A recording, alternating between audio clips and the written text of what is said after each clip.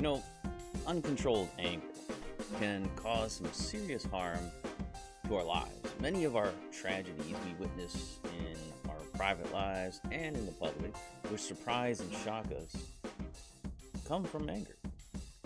It has caused countless acts of violence, from crimes of passion to revenge killings. I had a man share with me that he was so angry with his brother that he went to his brother's house to murder him. The gun was loaded and he was more than prepared to use it, but his brother was not at home. The anger of those in government has led to wars between nations. The result is widespread devastation. Land and property is ruined, families are torn apart, societies are destabilized. The rule of law is trampled, supply chains are disrupted, and the cities are filled with the dead. Anger has a destructive power in the church as well. Leaders who have been driven by bigotry and wrath have persecuted thousands, ignoring the commands to pursue peace in Scripture. Jesus spoke of loving enemies, not destroying them in fits of rage. In our relationships, unchecked anger creates all kinds of misery. Anger stirs up strife and envy, which often leads to chaos, division, and suffering.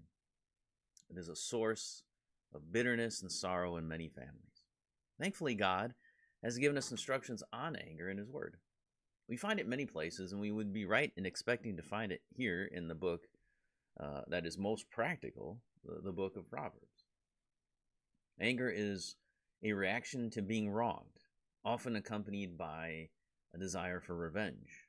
It's a feeling of displeasure, the opposite of delight, and arises when someone prevents us from achieving what we want or causes harm. Scripture often attributes anger to God, but His anger is not driven by human emotions. It represents His resolve to punish sin. God's anger is described as fierce and powerful, reflecting His deep displeasure with sin. Likewise, not all human anger is sinful. Anger itself was part of our original human nature before sin corrupted it. Jesus expressed anger, but it was always righteous and without sin. Anger can be justified when we are faced with injustice or wrongdoing, as long as it's expressed properly. Yet, human anger is often sinful. Such anger is condemned in the Bible, and we're urged to avoid it. Controlling anger is essential for a life that honors God. Unchecked anger is never justified. Anger must be controlled, never allowed to dominate us, and should only arise in appropriate situations, remaining brief and measured. So let us look at these specific texts that give us guidance on this topic.